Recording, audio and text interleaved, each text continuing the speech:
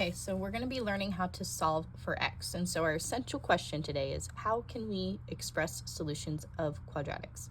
So we've done a lot of work on factoring, but now we're going to start tying factoring to actually representing solutions. So something to remember, and this is something you should have learned back in 8th grade when you were doing the Pythagorean theorem, is that if you have a number squared is equal to c, then x is equal to positive square root of c and negative square root of c. So remember, again, to get rid of that square, you're going to use a square root. And we're going to use this idea to kind of guide all our solutions. Now, the reason why there's a positive and a negative is that if you take, for example, 4, I know the square root of 4 is 2 because 2 times 2 is 4, right? Well, the square root of 4 is also negative 2 because that same idea, negative 2 times negative 2 is also 4. So whenever we take the square root, we're always going to have two answers. The only difference is, or only exception, I guess I should say, is when x is 0 because square root of 0 is 0. So as we go through these problems, I wrote the steps on the right to kind of help us guide it, and we're going to use those steps to solve the problems. So solving for a quadratic is just like solving for x. I have x squared minus 100 equals 0. Well, to solve for x, I'm going to start by adding 100 to both sides. So we're going to do that first. Add 100, add 100.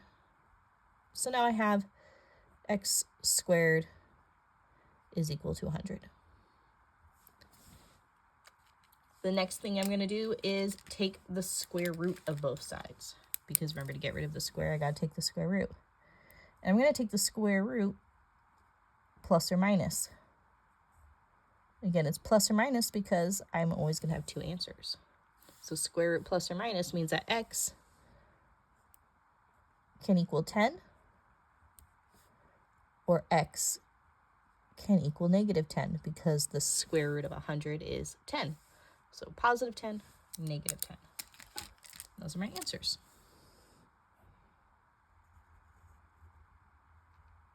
So pretty easy. It's just like, again, just like solving x, except for that step at the end where we take the square root and we get two answers. So we're going to go on the next one. I have 2x squared minus 9 equals negative 1. So we're going to go through the same process. Solving for x, I need to add 9 first. So we're going to add 9 to both sides. So now I have 2x squared equals 8. To solve for x, I'm going to divide both sides by 2.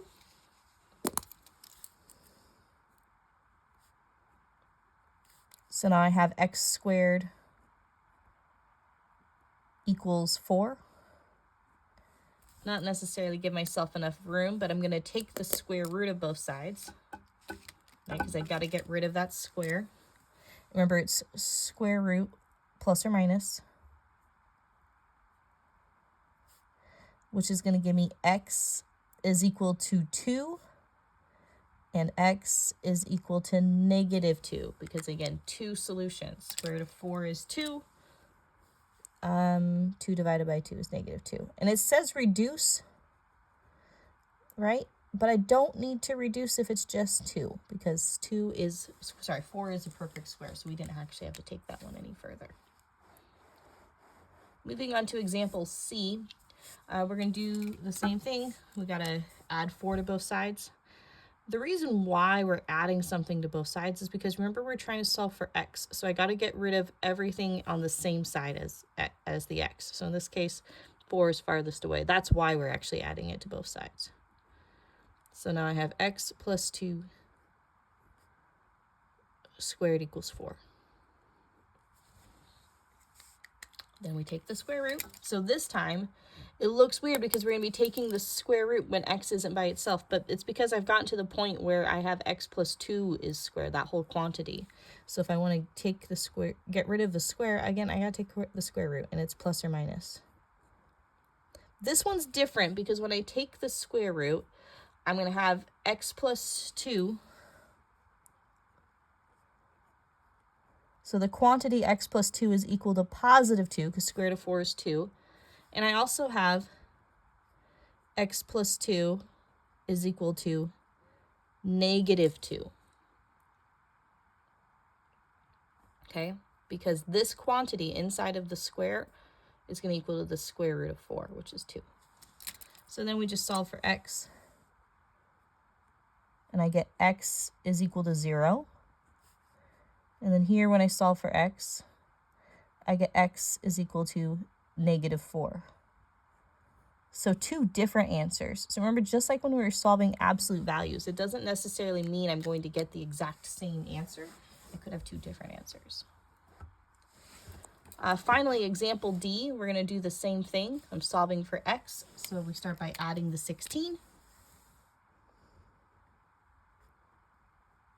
So now I have 2 times the quantity x minus 3 squared is equal to 16. Now I'm going to divide both sides by 2.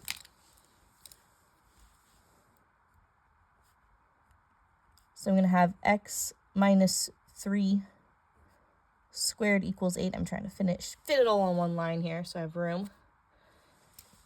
Now I got to take the square root because I have a square. So remember, it's the square root plus or minus on both sides.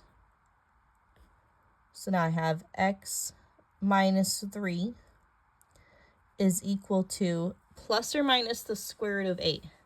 So kind of some chicken scratch. Square root of 8 is equal to the square root of 4 times square root of 2. This is what we did in our last lesson, which is the same thing as 2 square roots of 2. So this is my scratch work for reducing. Okay, so x minus 3 is equal to plus or minus 2 square roots of 2. Which means when I split it, right, because that's where we're at now, is, if I can find the right color to use, we'll use pink. I'm going to say x minus 3 equals positive 2 square roots of 2, and x minus 3 equals negative 2 square roots of 2. So now when I go to solve for x, I'm going to add 3. And this actually, because remember we're treating that when we were doing the reducing, we treated the square root of 2 like it was a x. It's kind of the same idea here. So my answer is actually going to be x is equal to 3 plus 2 square roots of 2. And for this guy, when I add 3, x is equal to 3 minus 2 square roots of 2. And those are my answers. I wish these looked prettier, but I did not necessarily give myself enough room for that. Okay? So that's how we're going to write those answers. Again, that D is a little funky, but writing the answer is not that hard. You just got to get over the fact that the square root's ugly, kind of like fractions are ugly, right? We just got to get over it. So now some applications. What I like about quadratics is they actually have a lot of real life applications that aren't kind of like, it's not like a 40 watermelon type problem. Like these things actually make sense. So we got a cat that's in a tree 30 feet off the ground, and it drops its collar onto a bush that is 20 feet below. It's kind of thinking about what's happening here. I got a cat. It's in a tree. And it's dropping it into a bush that's right here. So this is 30. And it's dropping 25 feet. So when it falls, it's actually falling at this curvature. It's called a quadratic. Gravity forces everything to follow this curve, so to speak. And it's falling only 25 feet. Okay? So the function h of t equals negative 16t squared plus 30. So that's the equation of the curve. Where t represents the time in seconds and h gives the height of the feet of the collar. When does the collar land in the bush? So right now, all I have is this equation right here. I want to know, when does it land in the bush? That's my goal, right? So if I think about this problem, I need to know how high the bush is, because that will give me an h of t. I'm trying to find a when. When is given by t. So that means I need to solve for t, essentially solving for x like we did here. So if I can find how high it is, then I can know when it's going to hit that height. So the bush essentially is we want to find out when it hits the bush. The bush is going to be 5 feet because the cat is 30 feet. So the bush is 5 feet. So we're going to actually take this equation and we're going to set it equal to 5 feet. So I'm going to say negative 16t squared plus 30 equals 5, because that is the height of the bush.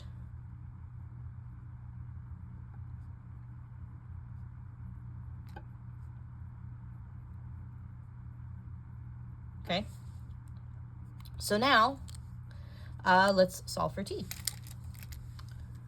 So I'm going to start by subtracting 30. So negative 16 t squared is equal to negative 25. Okay. Now I need to divide both sides by negative 16 because remember I'm solving for t. We won't use purple because we already used that.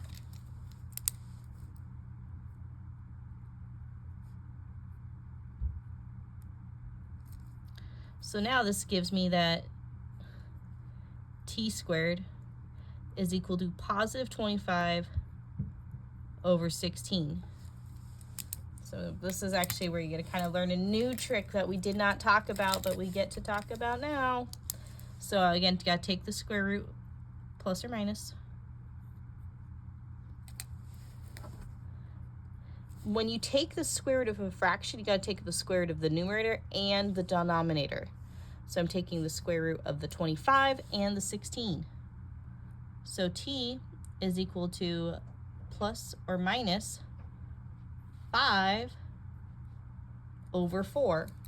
So again, I have two answers. I have positive 5 over 4 and I have negative 5 over 4. Now think about when negative 5 over 4 means it's time, right? Can you have a negative time? You cannot. So 5 over 4, positive 5 over 4 is the only realistic answer. So how you're going to write it is the collar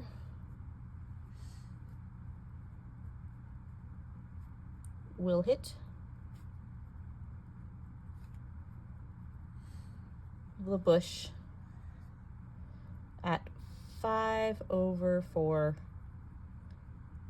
seconds. Okay, I know I had to write that at a kind of angle because I'm running out of room on my camera and my page. Okay, so again, positive 5 over 4 was the only realistic answer because positive 5 over 4 is the only real time. Negative 5 over 4 means that the tree would have to go backwards in time, like almost actually start when the cat was climbing up the tree, which doesn't make any sense.